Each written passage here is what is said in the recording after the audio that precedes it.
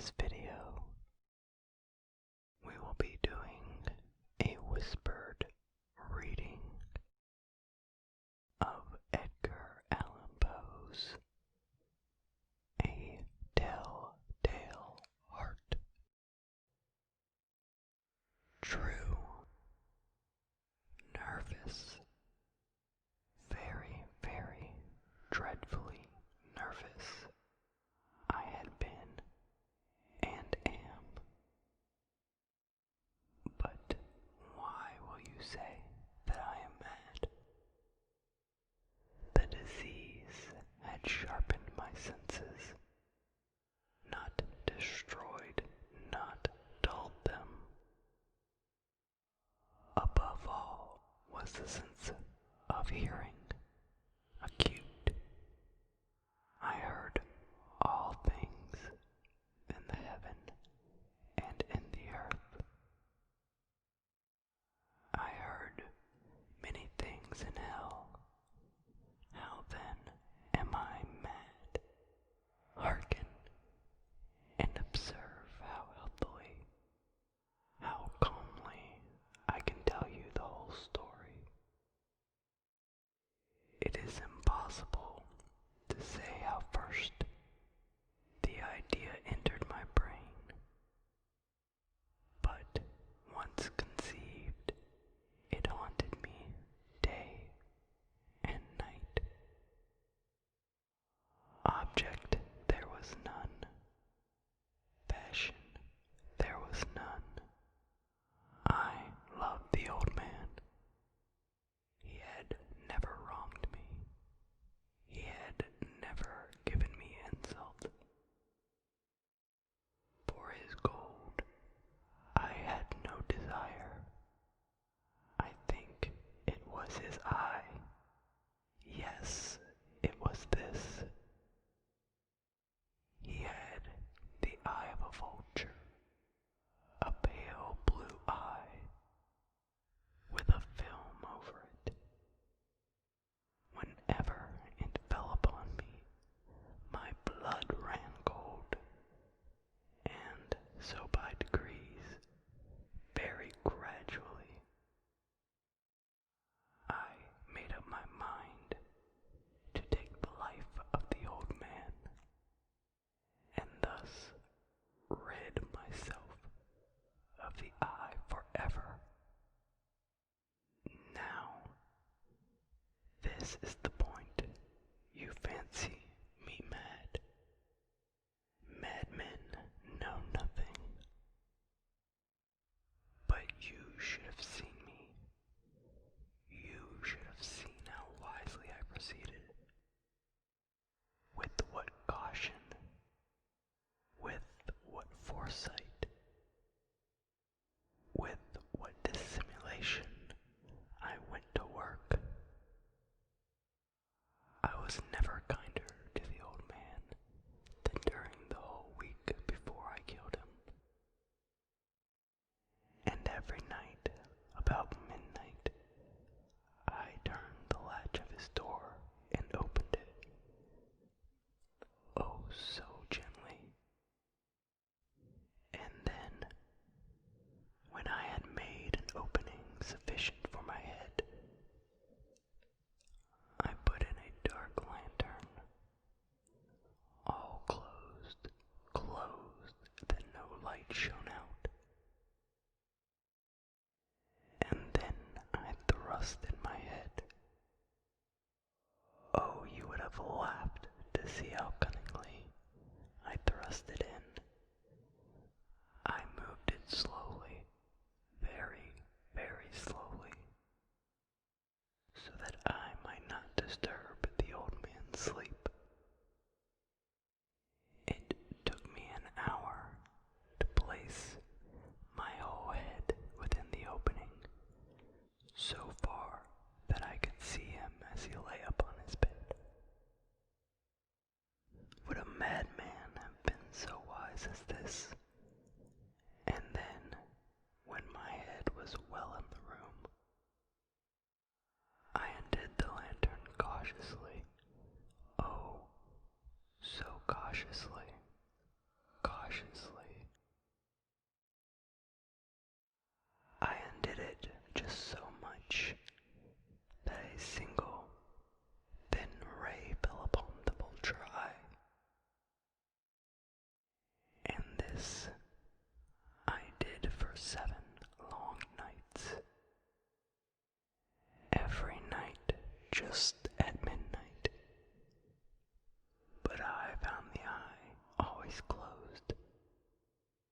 and so it was impossible to do the work, for it was not the old man who vexed me, but his evil eye.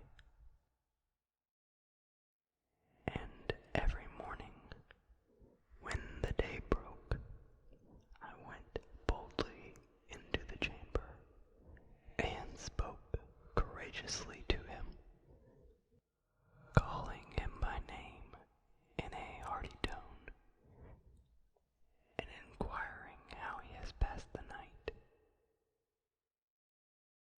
So you see, he would have been a very profound old man indeed to suspect that every night, just at 12, I looked in upon him while he slept. Upon the 8th night, I was more than usually cautious in opening the door. A watch's minute hand moves more quickly than did mine. Never before that night had I felt the extent of my own powers, of my sagacity. I could scarcely contain my feelings of triumph. To think that there I was, opening the door, little by little, and he, not even to dream of my secret deeds or thoughts. I fairly chuckled at the idea, and perhaps he heard me, for he moved on the bed suddenly, as if startled. Now, you may think that I drew back, but no. His room was as black as pitch with thick darkness, and so I knew that he could not see the opening of the door, and I kept pushing it on, steadily, steadily. I had my head in, and was about to open the lantern, when my thumb slipped upon the tin fastening, and the old man sprang up in bed, crying out, "Who's there?" I kept quiet, still, and said nothing. For a whole hour, I did not move a muscle, and in the meantime, I did not hear him lie down. He was still sitting up in the bed listening, just as I have done night after night, hearkening to the death watches in the wall. Presently, I heard a slight groan, and I knew it was the groan of mortal terror. It was not a groan of pain or of grief, oh no. It was the low, stifled sound that arises from the bottom of the soul when overcharged with awe. I knew the sound well. Many a night, just at midnight, when all the world slept, it has welled up from my own bosom, deepening with its dreadful echo the terrors that distracted me. I say I knew it well. I knew what the old man felt, and pitied him, although I chuckled at heart. I knew that he had been lying awake ever since the first slight noise, when he had turned in the bed, his fears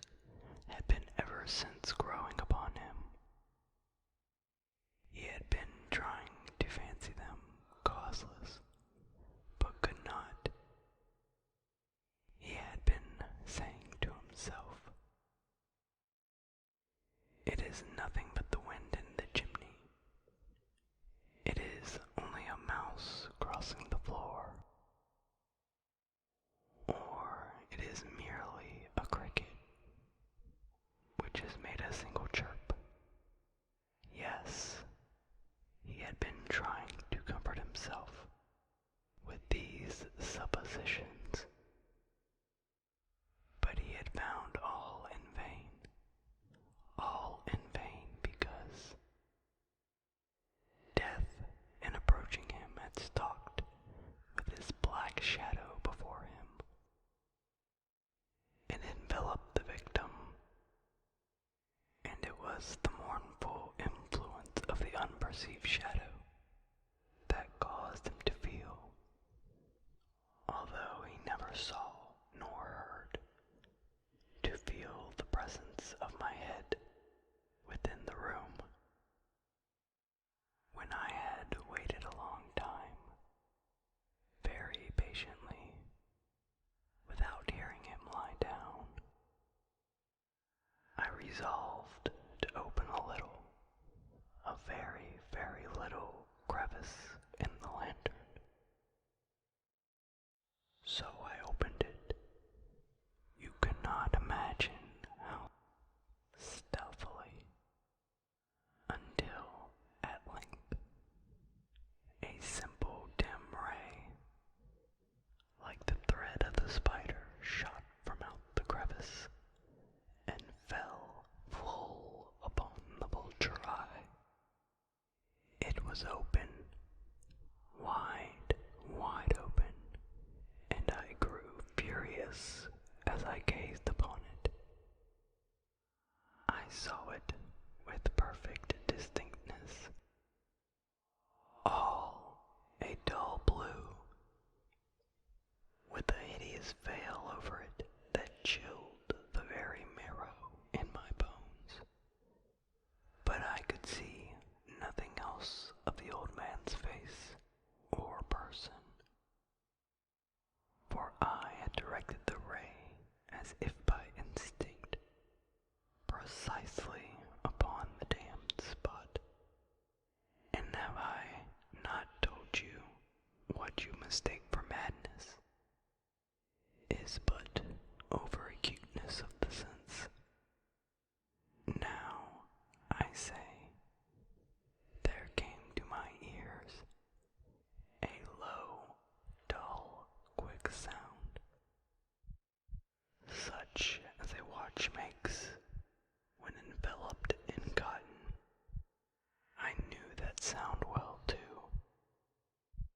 It was the beating of the old man's heart. It increased my fury as the beating of a drum stimulates the soldier into courage. But even yet, I refrained and kept still. I scarcely breathed. I held the lantern motionless. I tried how steadily I could maintain the ray upon the eye.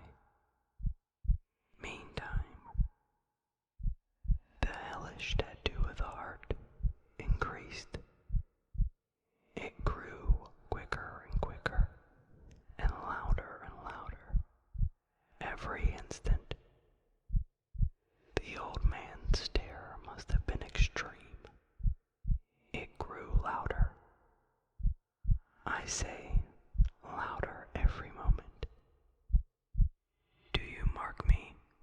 Well, I have told you that I am nervous, so I am. And now, at the dead hour of the night, amid the dreadful silence of that old house, so strange a noise as this excited me to uncontrollable terror. Yet, for some minutes longer, I refrained and stood still, but the beating grew louder, louder. I thought the heart must burst, and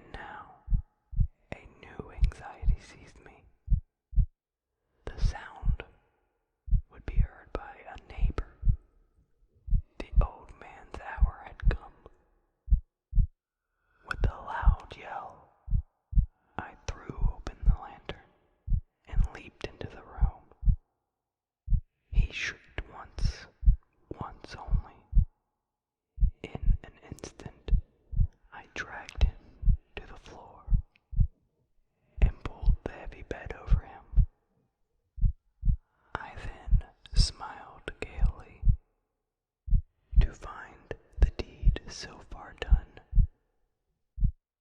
but for many minutes the heart beat on with a muffled sound. This, however, did not vex me. It would not be heard through the wall. At length it ceased. The old man was dead. I removed the bed and examined the corpse. Yes, he was stone dead. I placed my hand upon the heart and held it there many minutes. There was no pulsation. He was stone dead. His eye would trouble me no more. If still you think me mad, you will think so no longer when I describe the wise precautions I took for the concealment of the body. The night waned, and I worked hastily, but in silence. First of all, I dismembered the corpse. I cut off the head and the arms and the legs. I then took up 3 planks from the flooring of the chamber and deposited it all between the scalings. I then replaced the boards so cleverly, so cunningly, that no human eye, not even his, could have detected anything wrong. There was nothing to wash out, no stain of any kind, no blood spot whatever. I had been too wary for that. A dub had cut all, When I had made an end of these labors, it was 4 o'clock, still dark as midnight. As the bell sounded the hour, there came a knocking at the street door. I went down to open it with a light heart, for what had I now to fear? There entered 3 men, who introduced themselves with perfect suavity as officers of the police. A shriek had been heard by a neighbor during the night. Suspicion of foul play had been aroused. Information had been lodged at the police office, and they had been deputed to search the premises. I smiled, for what had I to fear? I bade the gentleman welcome. The shriek, I said, was my own in a dream. The old man I mentioned was absent in the country.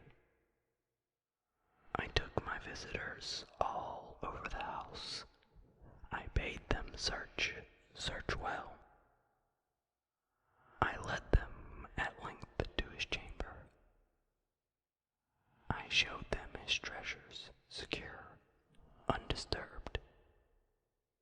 In the enthusiasm of my confidence, I brought chairs into the room and desired them here to rest from their fatigues, while I myself, in the wild audacity of my perfect triumph, placed my own seat upon the very spot beneath which reposed the corpse of the victim. The officers were satisfied. My manner had convinced them. was singularly at ease. They sat, and while I answered cheerily, they chatted of familiar things. But ere long, I felt myself getting pale and wished them gone. My head ached, and I fancied a ringing in my ears. But still they sat and still chatted. The ringing became more distinct. It continued and became more distinct. I talked more freely to get rid of the feeling, but it continued and gained definiteness until at length I found that the noise was not within my ears. No doubt I now grew very pale, but I talked more fluently and with heightened voice. Yet the sound increased, and what could I do? It was a low, dull, quick sound, much such a sound as a watch makes when enveloped in cotton. I gasped for breath, and yet the officers heard it not. I talked more quickly, more vehemently, but the noise steadily increased. I arose and argued about trifles in a high key and with violent gesticulations, but the noise steadily increased. Why would they not be gone? I paced the floor to and fro with heavy strides, as if excited to fury by the observations of the men. But the noise steadily increased. Oh God, what could I do? I foamed, I raved, I swore. I swung the chair upon which I had been sitting and grated it upon the boards, but the noise arose over all and continually increased. It grew louder, louder, louder, and still the men chatted pleasantly and smiled. Was it possible they heard not? Almighty God, no, no. They heard, they suspected, they knew. They were making a mockery of my horror. This I thought, and this I think. But anything was better than this agony. Anything was more tolerable than this derision. I could bear those hypocritical smiles no longer. I felt that I must scream or die. And now again, hark, louder, louder, louder, louder. Villains, I shrieked, dissemble no more. I admit the deed. Tear up the blanks. Here, here it is, the beating of his hideous heart. And that concludes our story. I hope you enjoyed this whispered reading.